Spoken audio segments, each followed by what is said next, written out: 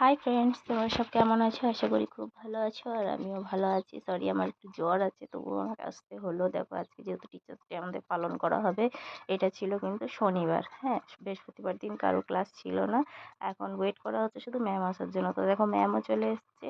আমরা সবাই মিলে স্টুডেন্টরা ম্যামের জন্য এই ফটো ফ্রেমটা গিফট করলাম। তো এই ফটো ফ্রেমটাই আমাদের সবার ডান্স গ্রুপের পিকচার আছে।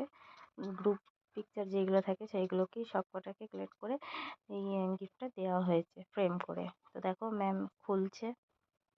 এই হচ্ছে আমাদের ডান্স টিচার নীলম ম্যাম। তো এই ফটোটা খুলেছে, ফ্রেমটা ভালোই লেগেছে। দেখো, তোমাদেরকেও দেখাচ্ছে। আমি বলেছিলাম যে একবার সামনের দিকে তাকিয়ে দেখাতে। এখানে সবাই আছে, দেখো সব স্টুডেন্টরাই আছে, স্টুডেন্টসের মায়েরাও আছে এই ফ্রেমটার ভেতরে। তো এই যে আমরা সব স্টুডেন্টরা এখন একটু ইয়ার্কি মারছিলাম। তারপর ম্যামকে বলা হলো যে নিলাম কেকটা কাটতে। তো কেকটা কাটছে। কিছু জন তো বলছিল হ্যাপি বার্থডে টু ইউ। বাচ্চাগুলো তো জানে না, ভেবেছে কেক থেকে ম্যামের বার্থডে। বার্থডে ছিল না, এটা ছিল হচ্ছে টিচার্স ডে পালন করা হচ্ছিল। তো ফ্রেন্ডস, আমার না খুব সর্দি করেছে।